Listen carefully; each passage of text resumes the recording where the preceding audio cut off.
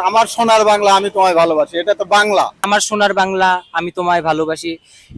এই ভালোবাসা তো আমাদের সোনার বাংলার প্রতি আছে। জাতীয় সঙ্গীতে এমন কোনো লাইন নেই যে লাইনের কারণে হচ্ছে যে আপনি চেতনায় উজ্জীবিত হবেন, বাংলাদেশ নিয়ে আপনি চিন্তা করবেন।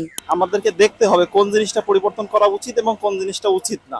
জাতীয় সঙ্গীত কখনো পরিবর্তন করা যাবে না, আর এটা জন্মসূত্রে পাওয়া।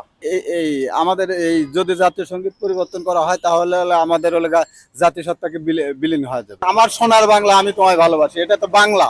যেটা জাতি ধারণ করে সেটাকে কখনো পরিবর্তন করা যায় না। আমি মনে করি যে জাতীয় সঙ্গীত পরিবর্তন করা প্রয়োজন, কারণ জাতীয় সঙ্গীতে বাংলাদেশের নামটি পর্যন্ত নেই। জাতীয় সঙ্গীত এমন কোনো কথা বা জাতীয় সঙ্গীতে এমন কোনো লাইন নেই যে লাইনের কারণে হচ্ছে যে আপনি চেতনায় উজ্জীবিত হবেন, বাংলাদেশ নিয়ে আপনি চিন্তা করবেন, নতুন বাংলাদেশ গড়ার লক্ষ্যে আপনি কাজ করবেন। যেটা আমরা জানি যে জাতীয় সঙ্গীত পূর্ব বাংলার স্বার্থের বিরোধী ছিল, এমনকি বাংলাদেশের প্রেক্ষাপটেও রচিত না। তো সেই সঙ্গীত কিভাবে আমাদের জাতীয় সঙ্গীত হতে পারে, বা আমরা এটাকে কিভাবে জাতীয় সঙ্গীত হিসেবে ধারণ করতে পারি? জাতীয় সঙ্গীত তো আমাদের স্বাধীনতা বহন করে। হ্যাঁ, স্বাধীনতার যে আমাদের বাংলাদেশের আদর্শ বা বাংলাদেশের প্রকৃতি, বাংলাদেশের যে ঐতিহ্য, সেটাকে ধারণ করে আমাদের এই জাতীয় সঙ্গীত।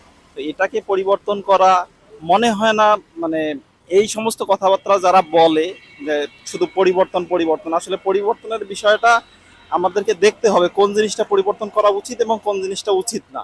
অবশ্যই সমর্থন করি না।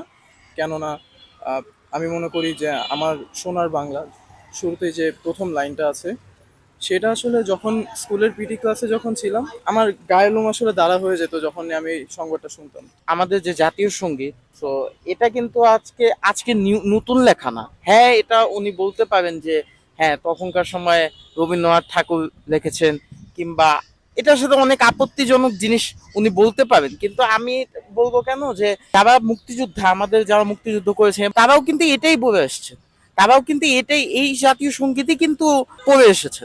এখানে আসলে আমাদের ভেবে দেখা উচিত যে আমাদের জাতীয় সঙ্গীতে বলছে কি। আমাদের জাতীয় সঙ্গীতের মধ্যে লেখা আমার সোনার বাংলা আমি তোমায় ভালোবাসি। এই ভালোবাসা তো আমাদের সোনার বাংলার প্রতি আছে, এটার মধ্যে তো কোনো ভুল নাই। আমরা তো আমাদের সোনার বাংলাকে ভালোবাসি, এই জন্য আমরা আন্দোলন করছি, এই জন্য দেশটাকে আমরা মানে স্বৈরাচার মুক্ত করছি।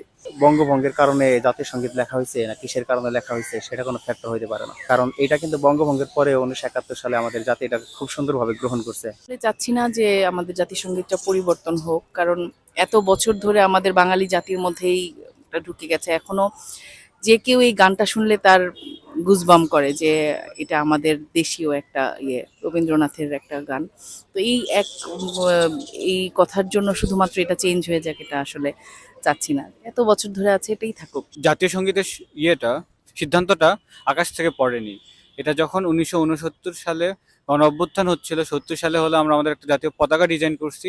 এই সময় সিরাজুল আলম খানের মতো ছাত্রলীগ নেতারা বা ওই সময় যারা ছিলেন, যে নিউক্লিয়াস নামে একটা সংগঠন করতেন, মুক্তিকামী যারা ছাত্র ছিলেন, তাদের একটা সম্মিলিত সিদ্ধান্ত ছিল। কারণ এই গানটা দিয়ে খুব দেশপ্রেম আসে। এটা হলো আমার সোনার বাংলা আমি তোমায় ভালোবাসি। এই গানের কোনো বিভাজন সৃষ্টি করে এরকম কোনো লাইন নাই।